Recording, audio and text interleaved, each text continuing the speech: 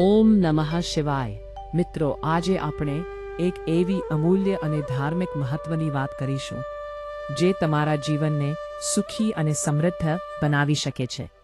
સાથે જ એ પણ જાણીશું કે કઈ 5 વસ્તુઓનું દાન અવશ્ય કરવું જોઈએ જેથી ઘરમાં અન્ન અને ધનની ક્યારેય ખોટ આવતી નથી। હા મિત્રો, આજે આપણે તે 5 વ્યક્તિઓ વિશે વિસ્તારપૂર્વક જાણીશું જેમને તમારા ઘરના દરવાજે આવે ત્યારે ક્યારે પણ ખાલી હાથે પાછા મોકલાવાની ભૂલ ન કરવી જોઈએ, કારણ કે બધા ધર્મોમાં દાનને અત્યંત મહત્વ આપવામાં આવે છે। તે માત્ર એક રિવાજ કે પરંપરા જ નથી, પણ ધાર્મિક ગ્રંથો અનુસાર દાન કરવાથી વ્યક્તિને ઇન્દ્રિયોની આસક્તિમાંથી મુક્તિ મળે છે, જીવનમાં અનેક પ્રકારના સુખો અને સમૃદ્ધિની પ્રાપ્તિ થાય છે, તમામ મનોકામનાઓ પૂર્ણ થાય છે, અનેક પાપોનો નાશ થાય છે, મૃત્યુ પછી સ્વર્ગની પ્રાપ્તિ થાય છે। ઘરના દરવાજે આવનાર સાધુ સંત અથવા જરૂરિયાતમંદ વ્યક્તિને ખાલી હાથે પાછો મોકલાવો એ ખૂબ જ અશુભ અને નુકસાનકારક સાબિત થઈ શકે છે।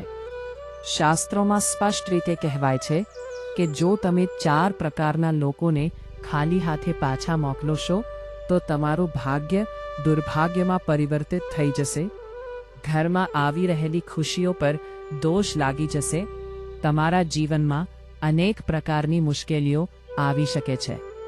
તેથી આ વાતને ક્યારે અવગણશો નહીં, પરંતુ તે પહેલાં જો તમે ઈચ્છો છો કે દેવી લક્ષ્મીના આશીર્વાદ હંમેશા તમારા પર વરસતા રહે તો આ ચેનલને હમણાં જ સબસ્ક્રાઇબ કરી લો, વિડીયોને લાઈક કરી દો અને કોમેન્ટમાં જય માં લક્ષ્મી જરૂરથી લખો।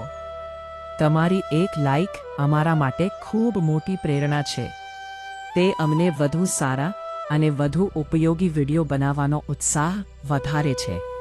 ચાલો હવે વિસ્તારથી જાણીએ કે તે 5 વ્યક્તિઓ કોણ છે અને તેમને કેમ ખાલી હાથે પાછા મોકલવું ન જોઈએ। નંબર 1માં વાત કરીએ તો કિન્નર અથવા વ્યાઢળ વ્યક્તિની। જો કોઈ કિન્નર તમારા ઘેર કે ઓફિસે અથવા દરવાજે આવે તો તેમને ક્યારેય ખાલી હાથે પાછા મોકલવાની ભૂલ ન કરશો। એવું માનવામાં છે કે કિન્નરોને દાન કરવાથી તમારી કુંડળીમાં બુધ ગ્રહનો દોષ સંપૂર્ણપણે દૂર થઈ જાય છે। જ્યોતિષ શાસ્ત્ર અનુસાર કિન્નરોને બુધ ગ્રહનું પ્રતીક માનવામાં આવે છે। તેમની સાથે સારો વર્તાવ કરવાથી તમારા જીવન પર ઊંડી અસર પડે છે, તેથી ક્યારે પણ તેમનું અપમાન ન કરવું। જો તમે તેમને દાન આપવા માંગતા ન હો તો પણ તેમને ન આપો, પરંતુ દુર્વ્યવહાર કરવાની ભૂલ ન કરો। એક ધાર્મિક માન્યતા એવી પણ છે કે જો તમે તેમને લીલા રંગના કપડાં અથવા લીલી વસ્તુઓનું દાન કરો તો તે ખૂબ જ શુભ ફળ આપે છે, જીવનમાં સુખ સમૃદ્ધિ આવે છે, પરંતુ તેમનું અપમાન કરવાથી બુધ ગ્રહને નુકસાન થાય છે, જેનાથી વ્યક્તિને માનસિક અને શારીરિક સમસ્યાઓનો સામનો કરવો પડી શકે છે। બુધ ગ્રહને ભાગ્યનો કારક માનવામાં આવે છે, તેથી તેમને દાન અવશ્ય કરવામાં જોઈએ। શક્ય હોય તો લીલા રંગની કોઈ વસ્તુ જેમ કે લીલું કપડું, લીલી મીઠાઈ અથવા લીલી ફળોનું દાન કરો। આમ કરવાથી તમારી કુંડળીમાં બુદ્ધની સ્થિતિ મજબૂત થાય છે, વેપારમાં લાભ થાય છે, બુદ્ધિ તીવ્ર બને છે અને જીવનમાં તમામ પ્રકારની સમસ્યાઓ દૂર થાય છે। હવે આ વાતને વધુ સમજવા માટે એક નાની વાત કરીએ। કહેવાય છે કે પ્રાચીન કાળમાં એક રાજા હતો જેની કુંડળીમાં બુદ્ધ દોષ હતો। તેના જીવનમાં અનેક પરેશાનીઓ આવતી હતી। એક દિવસ તેના દરવાજે એક કિન્નર આવ્યું અને તેને લીલું કપડું આપ્યું। ત્યારબાદ તે રાજાનું ભાગ્ય બદલાઈ ગઈ, તેના રાજ્યમાં સમૃદ્ધિ આવી, યુદ્ધોમાં વિજય મળ્યો અને તેની પ્રજા સુખી થઈ। આવી અનેક કથાઓ શાસ્ત્રોમાં વર્ણવેલી છે જે આ વાતને સમર્થન આપે છે। તેથી મિત્રો, આ વાતને હંમેશા યાદ રાખો અને કિન્નરોને આદરપૂર્વક દાન આપો। નંબર 2માં વાત કરીએ તો સંત અથવા મહાત્માની। શાસ્ત્રો અનુસાર જો કોઈ સંત કે મહાત્મા તમારા દરવાજે આવે તો તેમની સાથે હંમેશા નમ્રતાથી વર્તવું જોઈએ.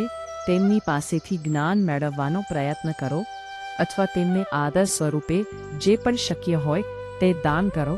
તેમના ચરણ સ્પર્શ કરો અને તેમના આશીર્વાદ લો. તમારા દરવાજેથી ખાલી હાથે પાછા જવા દેવું એ ખૂબ જ અશુભ છે.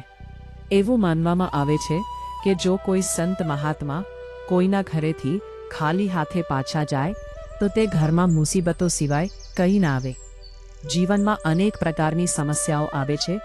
ઘરમાં કલેશ થાય છે, આર્થિક તંગી આવે છે અને સુખ શાંતિ નષ્ટ થાય છે.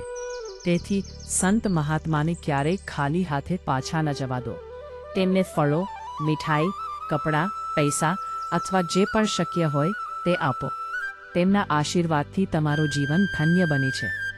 હવે આ વાતને વધુ સમજવા માટે એક પ્રાચીન કથા સાંભળો.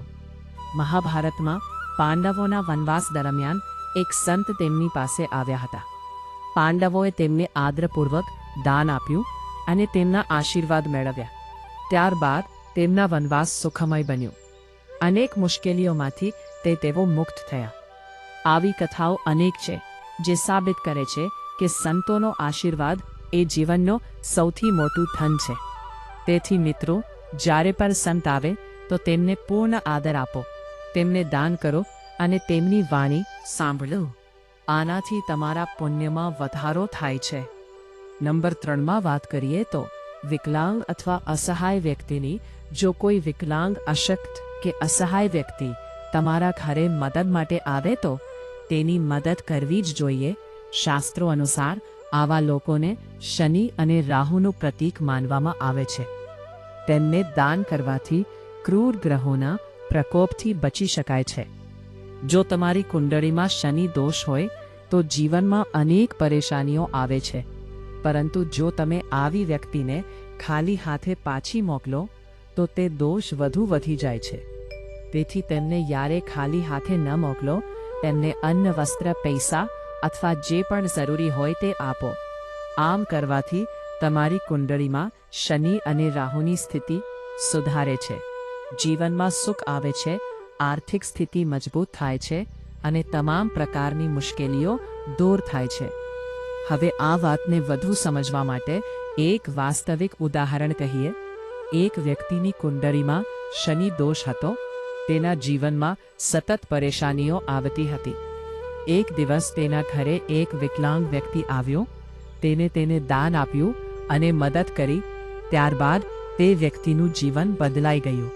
સંગીત, તેના વેપારમાં લાભ થયો, પરિવારમાં સુખ આવ્યું અને તમામ દોષ દૂર થયા. અનેક વાતો છે જે આ વાતને સમર્થન આપે છે. તેથી મિત્રો, આવી વ્યક્તિઓને હંમેશા મદદ કરો, તેમને દાન આપો. આનાથી તમારું પુણ્ય વધે છે. નંબર 4માં વાત કરીએ તો ભિખારીની. જો કોઈ ભિખારી તમારા ઘરના દરવાજે આવે તો તેને ખાલી હાથે પાછો ન મોકલો. અન્યથા તેને અન્ન, પૈસા, કપડાં અથવા જે પણ શક્ય હોય તે આપો. ઘણી વખત લોકો ભિખારીઓને ઠપકો આપે છે અથવા તેમને ખરાબ વર્તાવ કરે છે, પરંતુ ધર્મશાસ્ત્ર મુજબ આ યોગ્ય નથી. આમ કરવાથી તમારા સંચિત પુણ્યનો નાશ થાય છે. તેથી ભિખારીને ક્યારે પણ તમારા દ્વારથી ખાલી હાથે ન હટાવો. તમારી યથાશક્તિ મુજબ દાન કરો.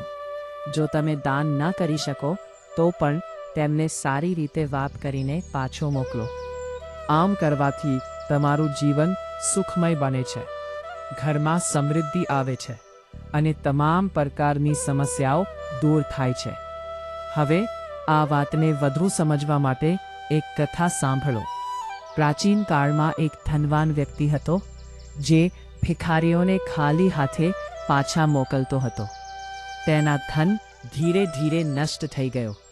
પરંતુ જ્યારે તેને આ વાત સમજી અને ભિખારીઓને દાન આપવાનું શરૂ કર્યું તો તેનું ધન વધી ગયો. તેનું જીવન સુખી બન્યું. આવી કથાઓ અનેક છે જે આ વાતને સાબિત કરે છે. ભિખારીઓને હંમેશા આદરપૂર્વક દાન આપો. નંબર 5માં વાત કરીએ તો ઘરની દીકરીની. જો ઘરની દીકરી સાસરેથી આવે તો તેનું ક્યારે અપમાન ન કરો. તેને તેની ઈચ્છા મુજબ જેટલું શક્ય હોય તેટલું દાન કરો. કેટલાક ઘરોમાં દીકરી આવે ત્યારે તેની સાથે ખરાબ વર્તાવ કરવામાં આવે છે. આવું કરવાથી ઘરમાં ગરીબી આવે છે, ઘરની લક્ષ્મી નારાજ થાય છે અને સમૃદ્ધિ જતી રહે છે. તેથી ઘરની દીકરીનું ક્યારે અપમાન ન કરો. તેને આદર આપો, તેને ભેટ આપો, તેને ખુશ રાખો. આનાથી ઘરમાં ખુશીઓ આવે છે, સમૃદ્ધિ વધે છે અને પરિવારમાં સુખ શાંતિ રહે છે. હવે આ વાતને વધુ સમજવા માટે એક કથા કહીએ. એક ઘરમાં માં દીકરી આવી ત્યારે તેની સાથે મારપીટ કરવામાં આવી. તે અપમાનિત થઈને ગઈ. ત્યારબાદ તે ઘરમાં ગરીબી આવી. પરંતુ જ્યારે તેમને આ વાત સમજી અને દીકરીને આદર આપવાનું શરૂ કર્યું તો તેમનું ઘર સમૃદ્ધ બન્યું. આવી વાતો અનેક છે. તેમ છતાં મિત્રો, ઘરની દીકરીને હંમેશા ખુશ રાખો. પ્રિય શિવ ભક્તો, એક વિશેષ વાત કરીએ. મહાશિવરાત્રિના પવિત્ર દિવસે 5 વસ્તુઓનું દાન કરવું જોઈએ. જેમ કે પહેલી વસ્તુ કાળા તલનું, બીજી વસ્તુ ઘીનું, ત્રીજી વસ્તુ દૂધનું, ચોથી વસ્તુ કપડાનું અને 5મી વસ્તુ અનાજનું. આ 5 વસ્તુઓનું દાન કરવાથી ભગવાન શિવની વિશેષ કૃપા પ્રાપ્ત થાય છે. ઘરમાં અન્ન અને ધન ક્યારે ખૂટતું નથી અને અપાર પુણ્યની પ્રાપ્તિ થાય છે. તેથી મહાશિવરાત્રિના દિવસ આ 5 વસ્તુઓનું દાન અવશ્ય કરો. આનાથી તમારું જીવન સુખી અને સમૃદ્ધ બનશે. ભગવાન શિવ તમારા પર હંમેશા કૃપા વરસાવે છે. મારા વહાલા મિત્રો, આપેલી આ માહિતી તમને કેવી લાગી? કોમેન્ટમાં જરૂરથી જણાવજો. જો તમે ચેનલ પર નવા છો તો ચેનલને સબસ્ક્રાઇબ કરી લો, વિડીયોને લાઈક કરી દો, શેર કરી દો અને કોમેન્ટમાં જય શ્રી કૃષ્ણ જરૂરથી લખજો. કાલે મળીશું નવા વિડીયો સાથે. ત્યાં સુધી જય શ્રી કૃષ્ણ.